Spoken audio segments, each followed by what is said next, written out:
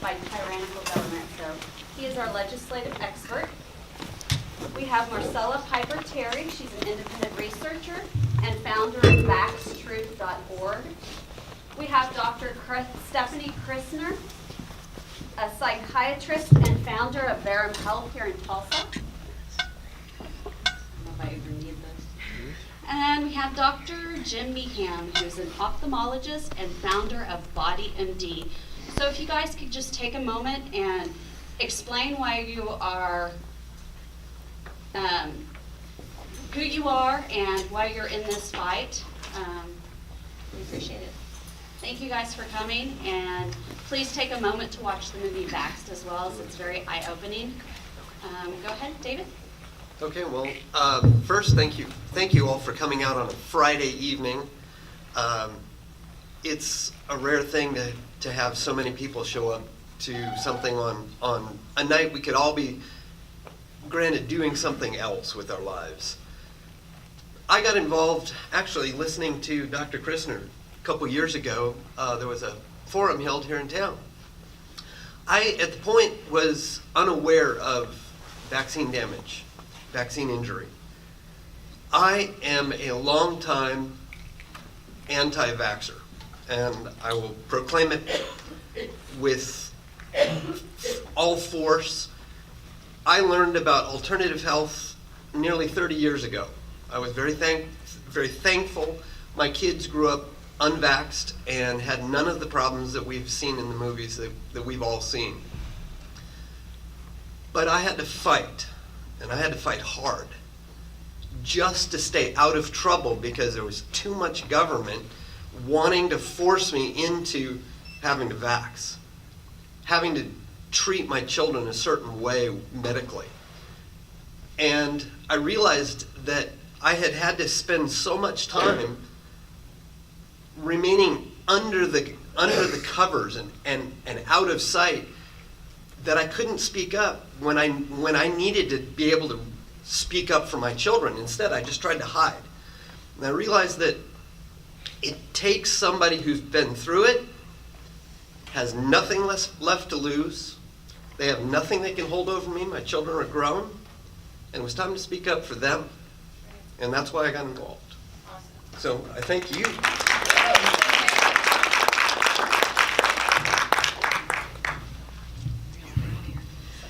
Okay, I'm Marcella Piper Terry, and I got involved going back. Backstory: my goal was to be a researcher at the CDC. I have a master's degree, Master of Science in Psychology, and I took a dual track in clinical psychology and experimental psychology, and I received national award from the American Psychological Foundation for my graduate research, my master's thesis, and so I was recognized as a researcher. And before my daughter was injured by vaccines. And when she was injured by vaccines, I left the PhD program so that I could be home to care for her. And one of the things that I've said multiple times, and it's true, is that I was a researcher before I knew what happened to my daughter. And just because I'm a mom doesn't mean I don't understand science. So it was a very personal thing for me, but it's also a professional thing because I do believe in science and I understand the research and I understand the way it's not been done, and the cherry picking that goes along, and so that's a strength that I believe that God helped me to develop and put me on a path before I knew where that path was going, and so that's why I'm involved.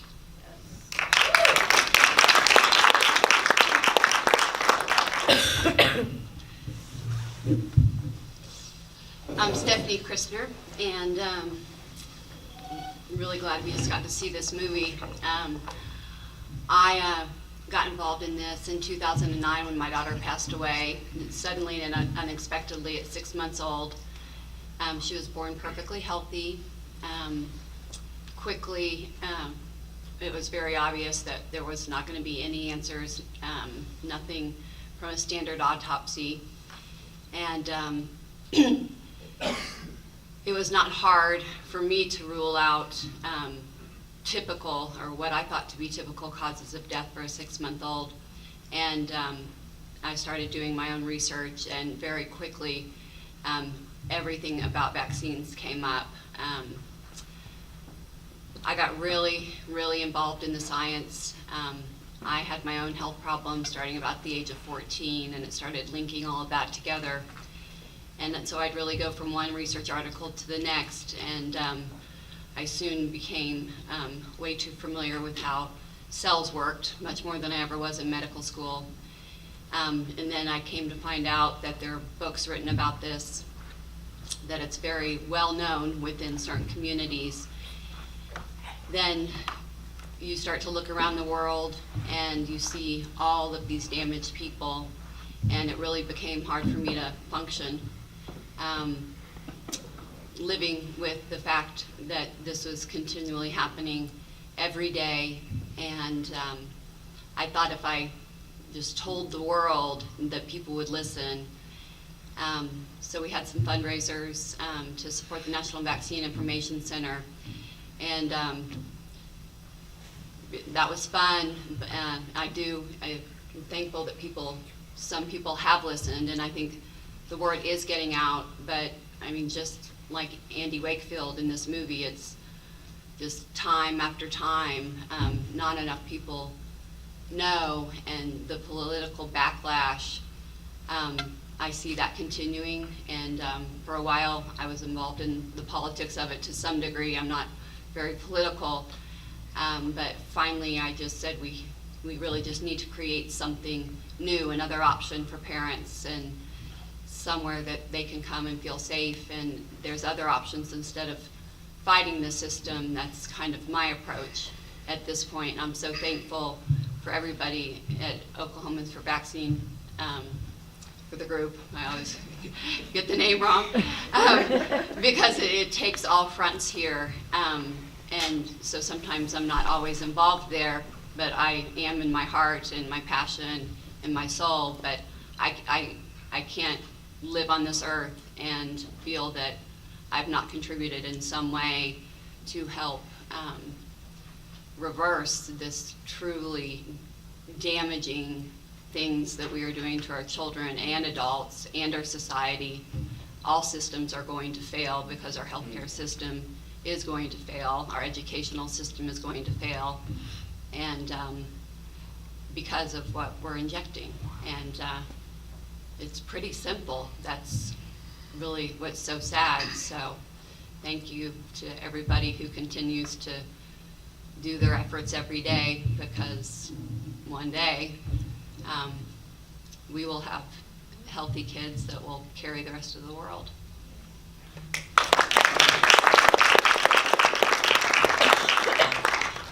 Well,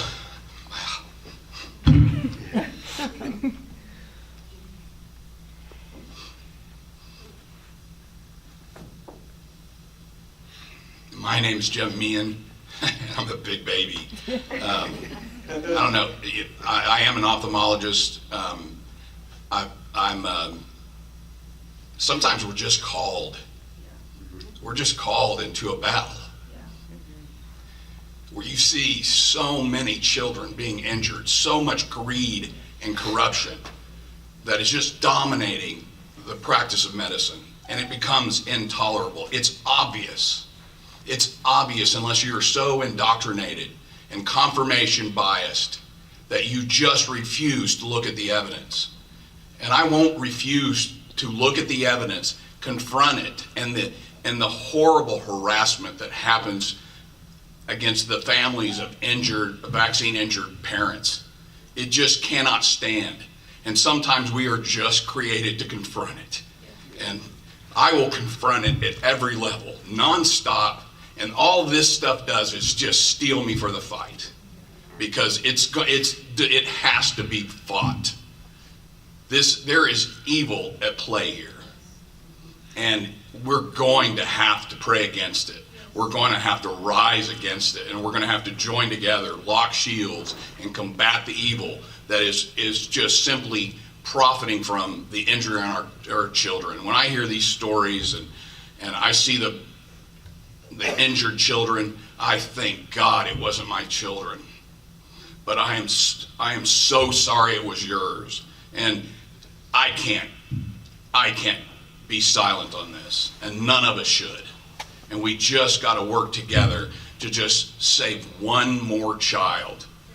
Be unafraid to just speak to everybody that you possibly can and help them to understand that there's a side to this that is not being shared by a media industry that is dominated by one of the largest, most powerful industries on the face of this planet, the pharmaceutical industry.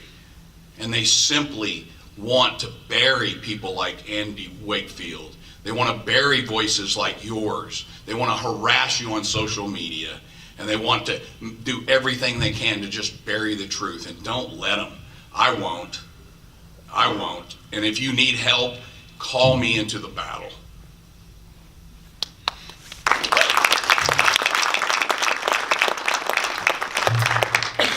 The group is called Oklahomans for Vaccine and Health Choice, and please look them up. Please join them as they educate everyone, and their main purpose is for parental choice, for health choice, to make sure that our state continues on with that. So I would love for you guys to come down and ask questions. There's a mic here.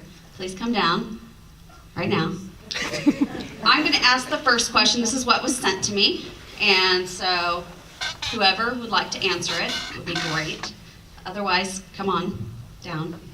Okay. I have discovered that narcissism is a judgmental cover for undiagnosed Asperger's.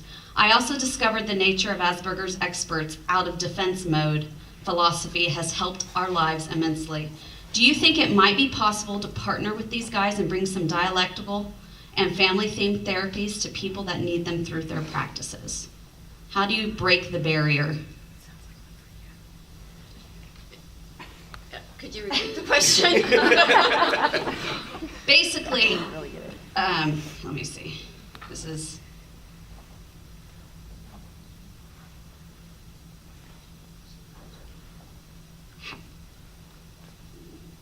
There are so many people with neurological and physical affections that are pegged as psychiatric diagnosis and maltreated. So they're treated as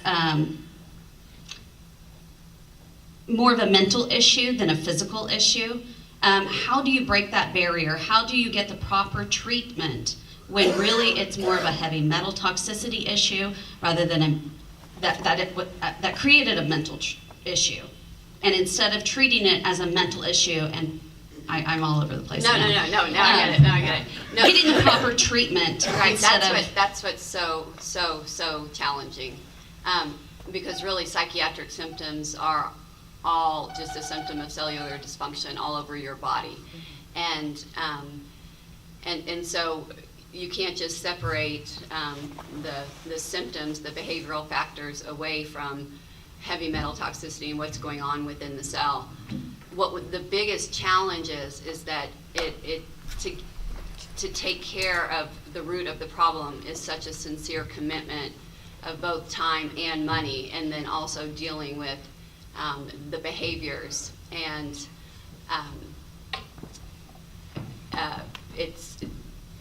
that's where there are systems that are developing. I mean, it's hard for people that practice that type of medicine, one, economically to make it.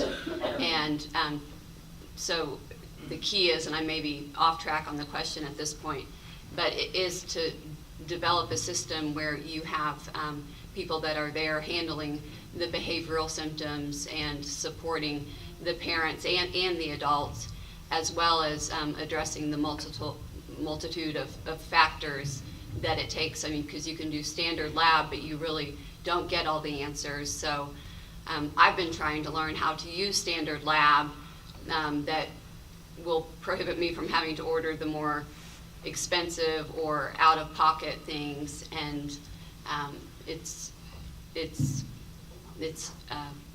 an approach, and you have to just step back and one thing at a time, reduce overall inflammation first, address what's going on in the gut, and that takes nutritional supplementation, amongst other things, sometimes mainstream medication is definitely in order, but unless you can clear these metals and also clear the chronic viruses and bacteria, you won't get rid of the metals.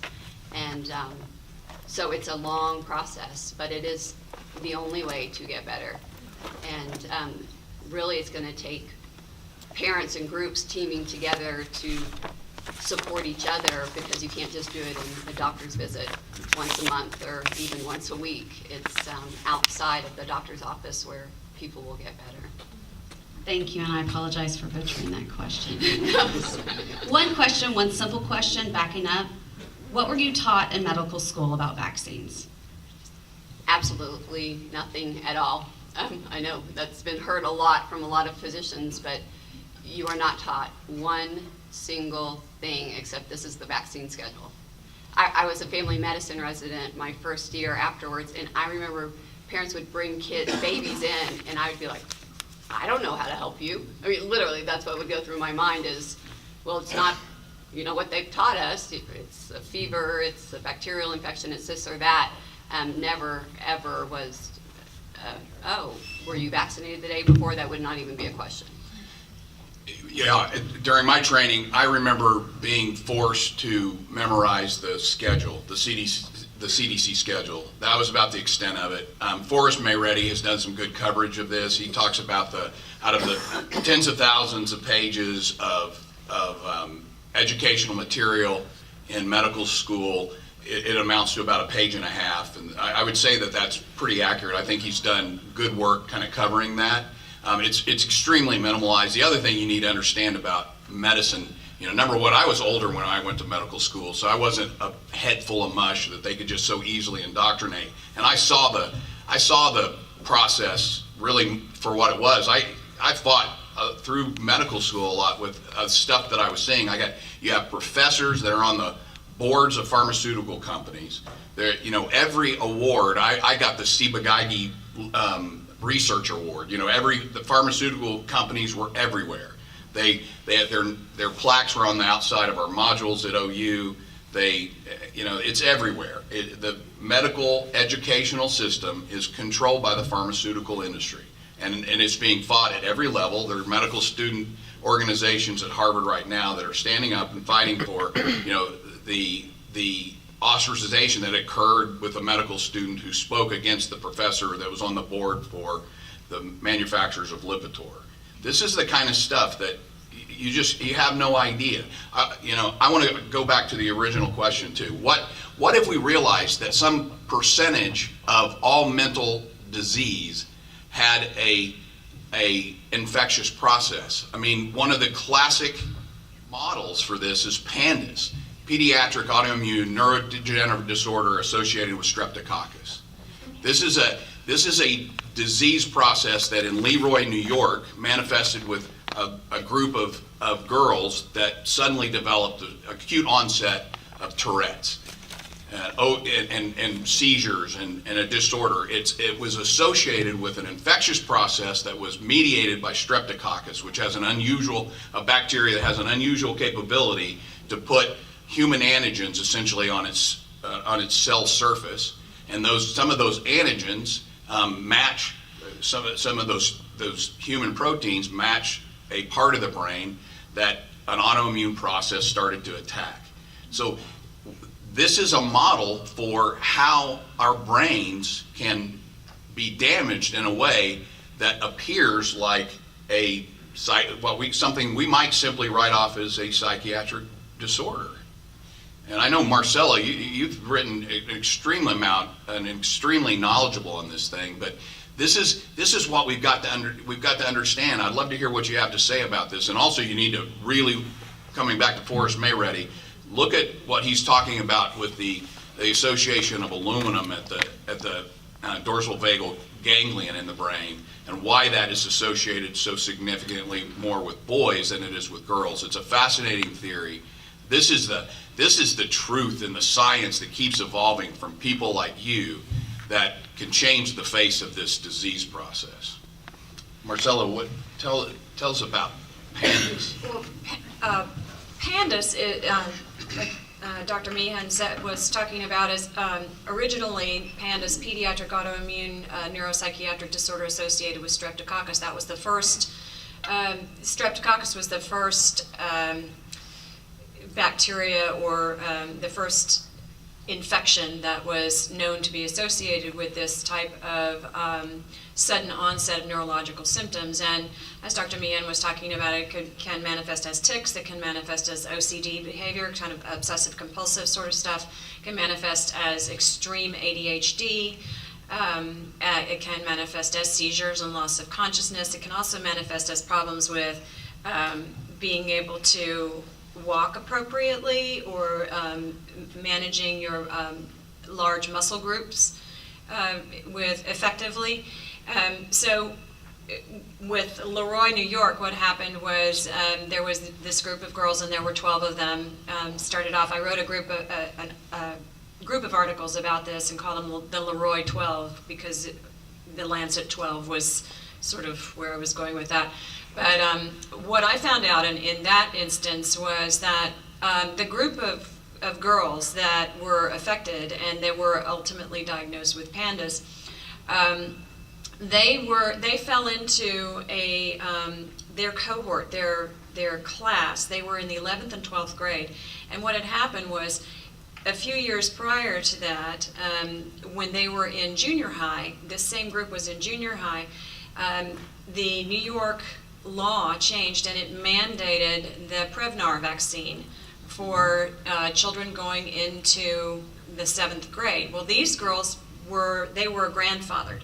So they didn't have to get the Prevnar vaccine when they went into the 7th grade because they were already in junior high. So it missed them. And the year that the Leroy incident happened, that was the year when New York really heavily went after any children. There were outbreaks of whooping cough, and as there are always, largely among vaccinated population. But during this period of time, they went after anyone who had not had a Tdap booster, and as a result of that, the group that, and this is a hypothesis, I wasn't able to prove this because they wouldn't talk to me, but it coincided, this group coincided with the ones that would have been grandfathered in and that probably received a Prevnar vaccine when they went after them for the Tdap, and they saw, well, you don't have this one, you probably need to get this. Now, the thing about this is that the Prevnar vaccine is a pneumococcal vaccine, and it contains 13 different strains of Streptococcus. And what happens, there are actually more than 100 strains of Streptococcus bacteria circulating in our environment, and what happens is when you so it's a partial coverage vaccine because it doesn't have all 100 strains in it. It has less than that, and they actually increased the number. It started out with 7 strains, the pneumococcal 7, and within 5 years of licensure of the pneumococcal 7 vaccine, because it's a partial coverage vaccine, when they do that, they target the ones that are the most prevalent in the environment, and so they tamp down those, and it is actually the scientific equivalent of whack-a-mole. So you're tamping down those ones that are most prevalent, but the ones that are the most prevalent are the ones that actually are not the most serious. It's not the bacteria and viruses, they don't want to kill off the host. So they want to live on us and they want to feed off of us, but they don't want to kill us off. It's to their benefit to keep us alive. So the ones that are the most prevalent are the ones that are the least serious. So they tamp those down. The ones that are the more dangerous strains start coming forward. They become resistant to medication, so they become antibiotic resistant very quickly. And we have a whole another set of circumstances that is much more damaging than what we had to start with. And that's happened with the Prevnar vaccine. It's why we have outbreaks of whooping cough, because only 1 out of 4 strains of bacteria that cause whooping cough is covered in the vaccine. So now we have those non-covered strains causing more outbreaks. But that's what I think happened with the situation in Leroy, New York, is that the Prevnar vaccine was probably a contributing factor to why these young women developed such debilitating symptoms. Just to follow up on that, there was a study published, I believe it was in 2016, it's been within the last 2 years anyway, that looked at the incidence of new diagnoses in the psychiatric community or psychiatric realm in adolescence, and looked at the timing of these new diagnoses with regard to vaccination. And they found that particularly for OCD and anorexia, which anorexia nervosa is the psychiatric disorder that carries the highest death rate. So it's a very serious thing. And they looked at, in particular, anorexia with association with recent vaccination, and they found a very statistically significant association there. That does not imply causality. It doesn't mean it causes it, but it's certainly something that I believe is going on and have believed for some time. There's a subset of pandas that attacks the gut, attacks the gastrointestinal system, and it makes it these young women and boys, young girls and boys, they don't want to eat because it's painful when they eat. And they're having gastrointestinal problems the same way that many children who develop symptoms of autism or diagnosed with autism, they start with the gastrointestinal problems and then they develop autism. So to my mind, there's no doubt that they are associated. I have a ton of questions, but I'm only going to ask one. Like, it's not really a question per se. But, okay, my friend just started nursing school. And I was just telling Megan today, showing her a picture. But right out of the gate, the very first class that they take is Andy Wakefield, discrediting him. So I have a picture that she sends me, but that is the very first class. So where do we go with that? I mean, they're already, like, you know, these new nurses, that they're already... This is going to sound callous, but it's going to take them having personal experience with the bad outcome. I don't wish that upon anybody, but I think that's really what it will take. I was in the dark. What do we do?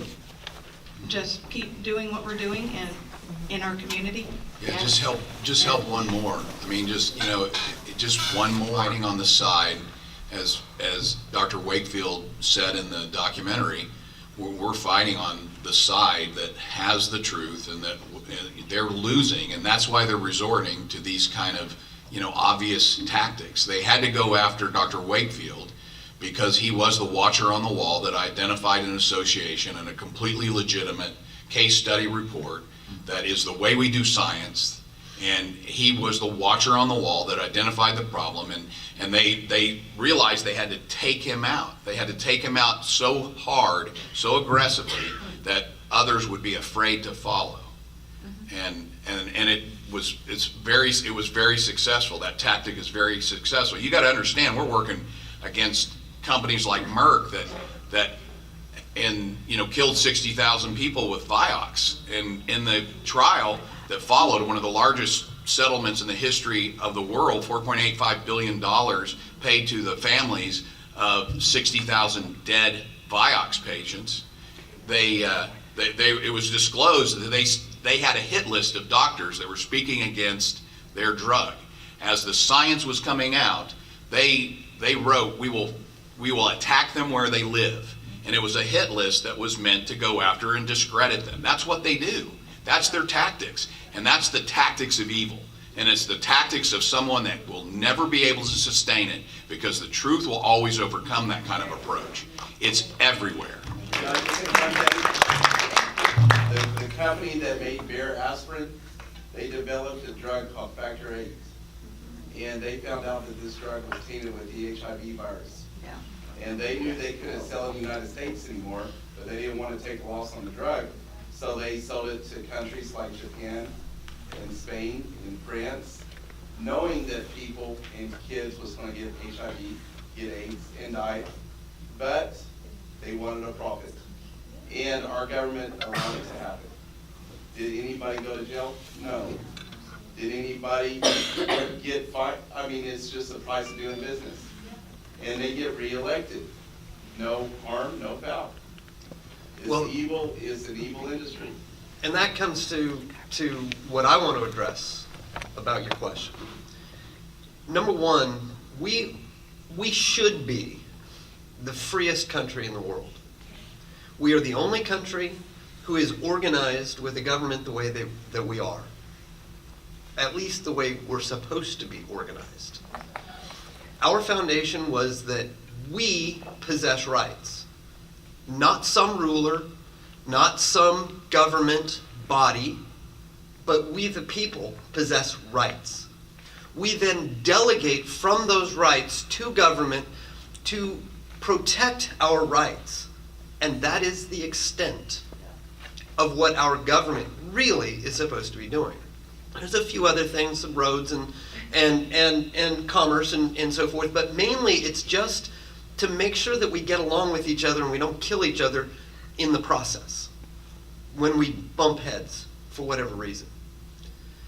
And that needs to be retaught, because who was taught that in school? I wasn't, and I'm older than most of you.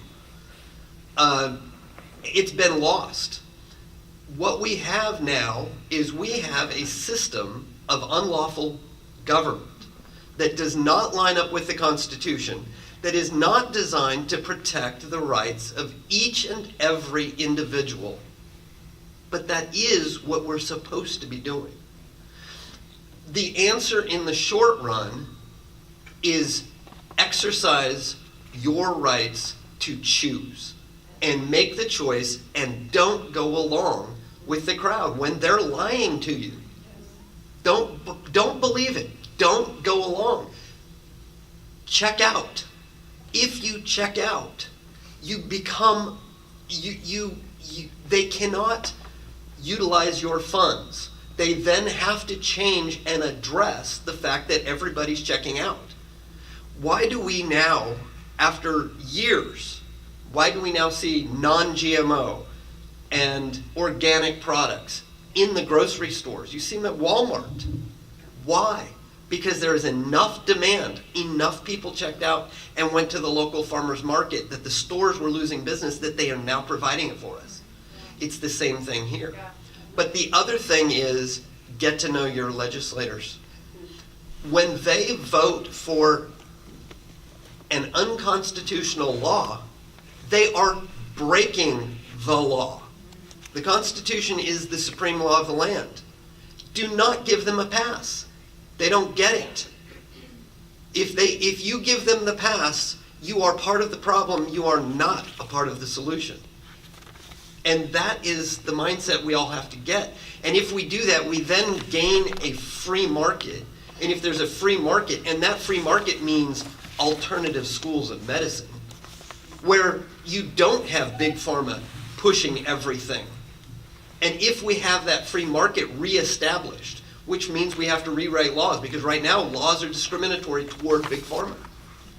We have to rewrite laws and rewrite state constitutions and things like that. But if we do that, so there's a long term and a short term.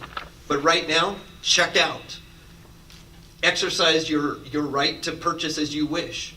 And ask the right question. Learn the questions to ask and then ask them. And don't accept the lame answers that they want to give you. And let me also just say one other thing. Going to what Jim said a minute ago. And what the film said. We are winning this battle. Remember what Mahatma Gandhi said. He said, when you fight, first they laugh at you. Then they mock you. Then they attack you. Then you win. We're in the attack phase. We're one step away, folks. One step away from winning.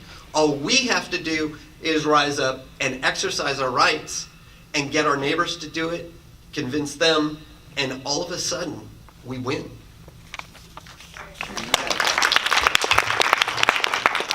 I have one real quick thing I had a doctor that I was associated with. I had worked with him for a while, and then I didn't work with him for a while, and then I went back and I had gotten pretty loud and sometimes obnoxious about the vaccine thing. And we were having lunch, and he asked me, he said, and he was actually a psychiatrist by training, and he said, just explain to me this vaccine thing, just in a nutshell. He's a nutshell guy. So he says, in a nutshell. I said, okay. And this is going back to your question about the nurses, right? I said to him, I said, all right, as a psychiatrist, you have access to a prescription pad. You just tell me, is there any one medication that you would feel confident in writing for every person in your practice and know that it's safe and effective for all of them? He said, no. I said, well, why are we assuming that vaccines are safe and effective for 100% of infants and children? That doesn't make any sense. And he said, fair enough, done.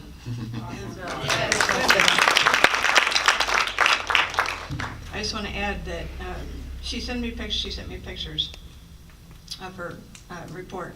She did it, so her report on her first class, her paper was on discrimination against unvaccinated people, sorry. But anyway, she got 120 out of 120. And the statement that the professor wrote on her paper, the email, was important concerns to think about. Very nice.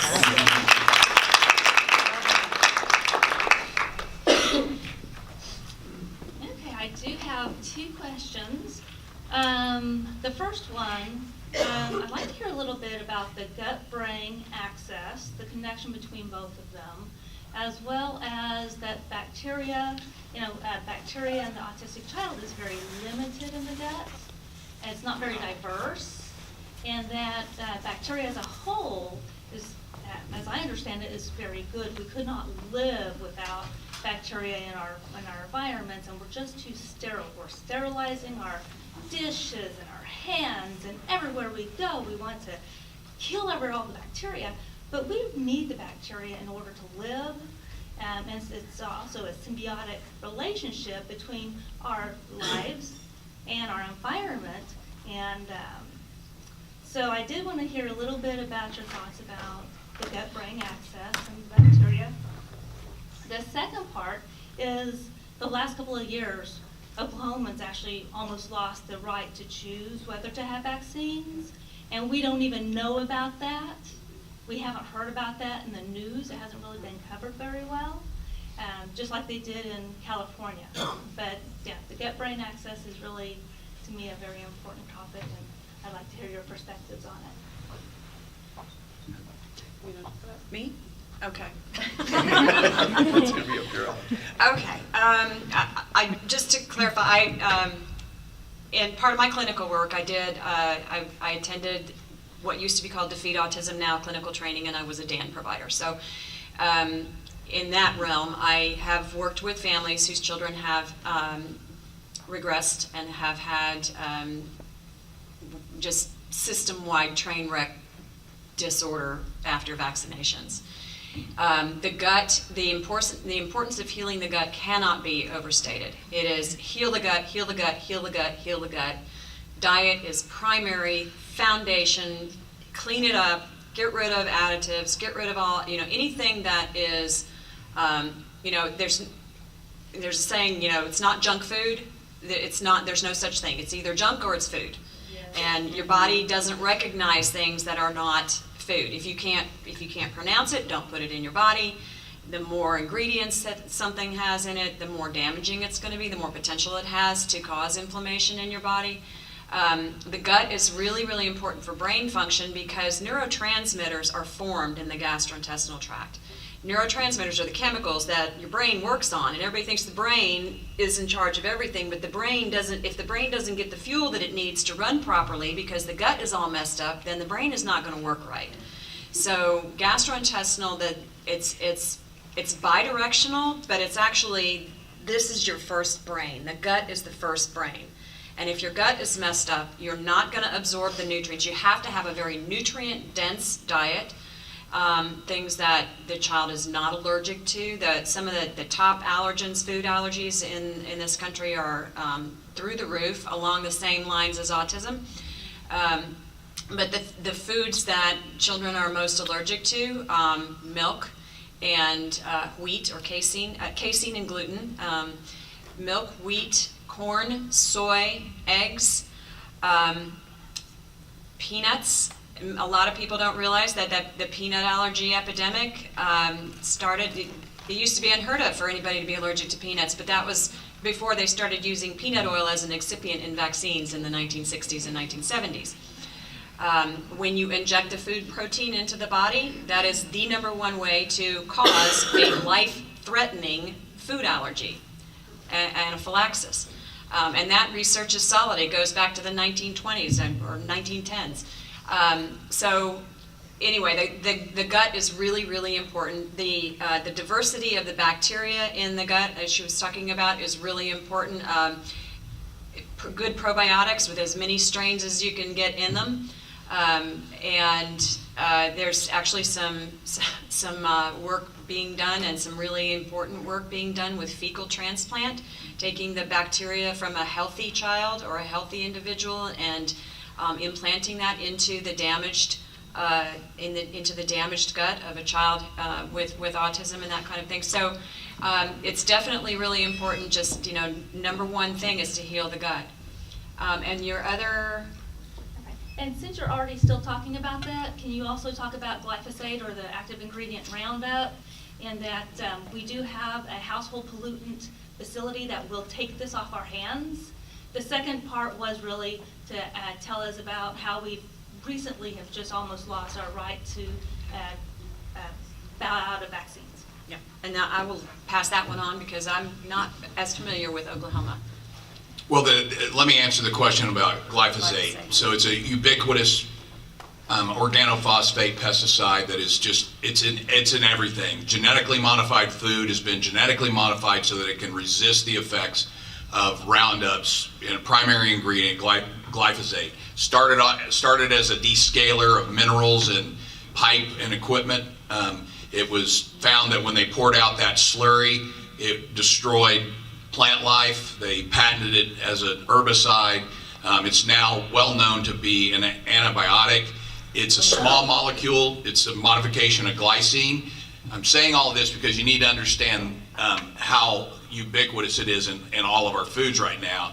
And it's such a small molecule. It's water soluble. It disperses throughout everything that it's involved in. So it gets in all of that. It gets in the wheat, it gets in the cottonseed, it gets in the plants, the fruits, the vegetables that are being, billions of tons of this stuff are being sprayed on our foods. And it gets into our gut and it destroys the good bacteria. And there's two or three very pathogenic microorganisms survive it. One of them, Salmonella. I can't remember what the other two are, but they're bad. Oh, I'm sorry, C. diff. C. difficile survives glyphosate. So one of these very pathogenic bacteria, they get left behind when the good stuff gets killed off.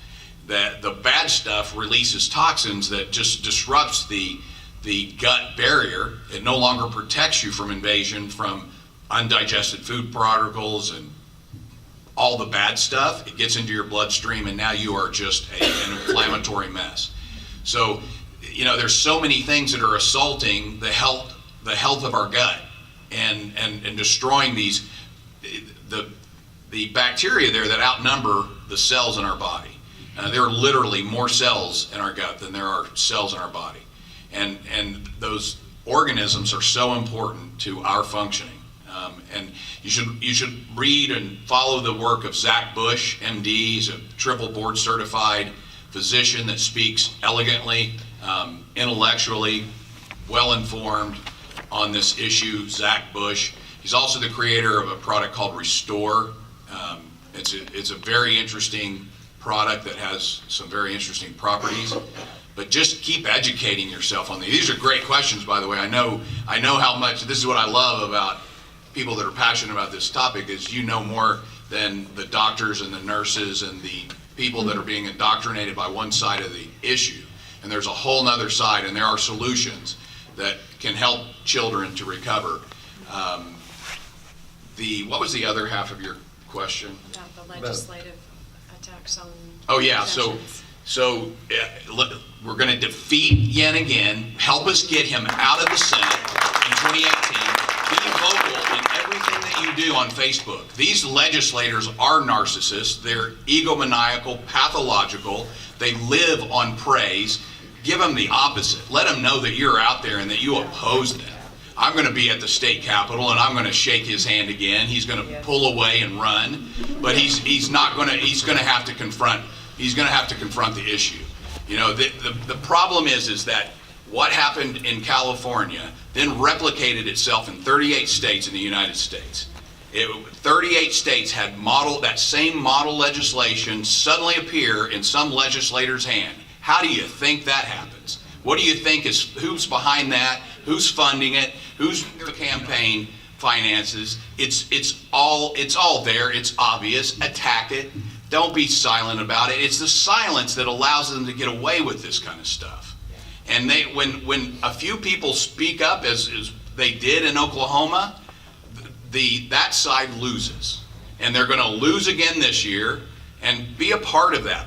Be a part of that victory, because that was a victory that, I mean, what they're trying to do when they're trying to mandate something like vaccines, that is not American. There is nothing about that is should ever be tolerated by a free people. So be active this year. This is the year that we finally get this guy out of the Senate. Don't give him an opportunity to have another year of this kind of crazy legislation. Let me add to that also, just so you know and can take a little bit of comfort, it only got to the floor of the Senate. It was dead in the House before it ever arrived. So we were never actually close to it going through. Okay, we were never. Trust me, I was there. I was talking to those people who had given me, I mean, I know them personally, and they were never going to hear that. It was dead. So take that as number one. But it will keep coming back. These people have billions of dollars on the line. There is nothing that will keep them from bringing this stuff back. The answer is to go on the offensive. We have got to attack the discriminatory laws. If you want to have a horrific day, read the health code of Oklahoma. I did not know how to read legislation, and I thought that it was proposed legislation, but it's actually law. And I was making people mad because I was telling them this was proposed, and they were all upset. And you guys remember this, but I thought it was proposed. It's actually law. And it's illegal because it discriminates against people like us who wouldn't necessarily want to, or who want to opt out. And so we have to go on the offensive. And that means public relations as well as educating our elected officials. Now, on the day that it did get to the House floor, what was really interesting was Senator Yen came and he was guns a-blazing. He was ready to go. He had all his arguments made for why everybody needed to be vaccinated and everything like that. And that was not the argument that anybody. One guy gave him a softball and asked him to be able to explain his argument. But the entire question and argumentation on the floor that day was about individual rights and parental rights, and that we did have senators who were there protecting the rights of us all. Yeah. And your right to care for your children and raise them. So we do live in a good state. That's why I'm here. That's why we're in Oklahoma. Yeah. Yes. Yeah. No. And don't forget that Senator Dave Rader voted for Yen's bill, and he's in some of This you. district. He's in Right this here. district, and hold him accountable. Hold Senator Rader accountable. Yeah. This is just to piggyback what you guys were saying, is that if you're not active in OVHC, it's time to get active, because numbers matter when they see us at the Capitol. It's great to have support at home, but to show up at the Capitol with your kids in tow makes a huge impression. My question is, my youngest is my most injured child, and we go to speech therapy every week, and One thing I've noticed is that 95% of the children there are Hispanic, and everyone's profoundly vaccine injured. What can we do to reach a community that is hard to reach, especially when you don't speak Spanish? I leave little vaccine cards there all the time, but they can't read them. So what are some suggestions of how to reach communities that we wouldn't normally interact with necessarily? Aprender español. Okay. Learn Spanish. Unfortunately, we're gonna have to reach out. We're gonna have to get bilinguals from all the different communities. Come on, we've got Hmong community here, a very big one. We have lots of different communities that still retain their original languages, and we have to reach them. So that means that we're gonna have to find those volunteers who want to step up and help out with those languages. I don't see any other way but to do that. We need somebody. Well, and it's not necessarily language, it's cultural differences as well. Sure. Because if I walk in to a community, I mean, they're going to relate more with someone that has the same cultural background.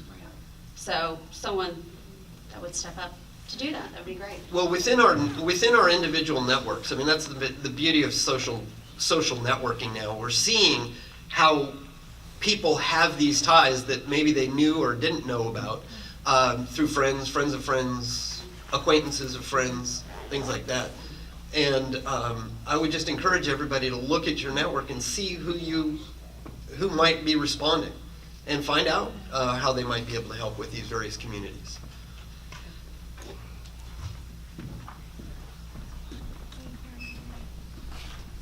Thank you for being here tonight, and my name's Mary Puckett. I'm the mother of 2 severely vaccine-injured children.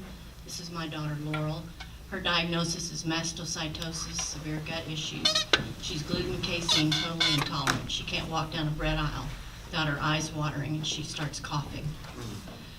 She also has schizophrenia, and when we met with Dr. Wakefield a year ago last November in Austin, he was talking to Laurel about this. He said there is a connection, that gut brain. So that's coming to the forefront more and more, which I'm glad happened. I also authored a book in 2005 about my son. This was at 9 months of age, or 10 months. Perfectly healthy child, but through the series of vaccines that we stayed on schedule, he's now in a wheelchair. He also has Lennox-Gastaut syndrome. That's the worst form of epilepsy. I'm sure you're aware of that. And it's not something that anybody would ever want in their life. So my husband and I, we take shifts. For 8 years he didn't sleep, and we were up all night, and we'd take shifts. You go sleep 3 hours, I'll watch him. And then my daughter was seeing things, and we thought it was just, a child with an overactive imagination. So it is a very serious thing that we have to put a stop to. Yes. And I have a new book. There's an area that's been overlooked.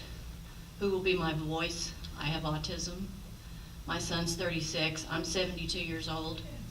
We have to look at reality of what's going to happen to him when we're gone. And my daughter, with her health issues, can't really oversee his care. But one thing I wanted to address real quickly, in my second book, also I addressed in the first book, bacteriophages. I don't know if you've done any research in that area. They're the most ubiquitous thing in nature. They're what God put on earth to clear up infections. And my second book is dedicated to a lady who was a research scientist in the UK named Grace Philby. She actually attended the hearing the day that they took Dr. Wakefield's license. She was interviewed by the Times, and they said very casually, "What do you think about what just happened to Dr. Wakefield?" She said, "I think it's criminal." She said, "It's shameful. The man was a pioneer in helping people with autism." She passed away while I was writing this book, and she was a great source of information. But on her research on bacteriophages, she would go to Tbilisi, Georgia, on the Russian border, also Poland, to those clinics, meet people from the United States who were told, "You're going to die, you have MRSA," told in the U.S., "Get your affairs in order." She had a lady contact me from Panama City, Florida. She said, "Do I have permission to give her your number? She wants to visit with you."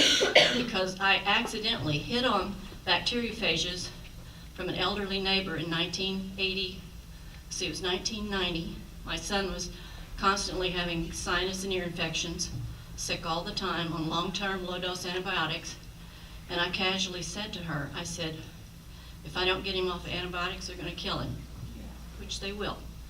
They gave me C. diff in 2015 after 6 back surgeries. So it's a very serious thing. And you had mentioned this used to be the freest country in the world. They won't allow these in the U.S. now. There were limited trials, I found out, after my neighbor mentioned bacteriophages that were being done through Delmont Laboratory in Pennsylvania. So I called the lab, spoke to a technician, and he said, he said, it'll cure herpes. He said, have you ever heard that? Because a phage is a virus that's waterborne. They get it out of sewage. And you know the stories of people who swim in rivers that are, you know, a lot of gunky stuff in them. They get well after that. But this is what's in there. It's the phages that are helping them. And so, anyway, I got the information from the lab, and they said, but your doctor has to order it. So Stephen's doctor visited with the lab. She called and said, I think we need to try it. It was $40 for a 1-month supply because they were doing limited trials at that time, 1990 to 94. And in 2 weeks, he was off antibiotics for the first time in his life. So it is wonderful stuff, and I put it in my second book and the first one because we need to have more research in that area. So can you answer, my question was basically, have you done any research in this area, or do you know of any? Not enough. Not enough. Not enough? I've read some about that, but I will definitely. And I'm in Wrap touch it up. with a Christopher Smith in California. He is the head of Phage International, and I've spoken with him a number of times. And he said, we need this on the market, Mary. He said, when we put kids with autism through our clinics in these countries that it's not allowed here anymore, in 1994 they withdrew it. But he said, we find pathogenic flora in the intestines of all of those autistic kids that we test. So good for Dr. Wakefield and what he's doing, and thank you all. Thank you.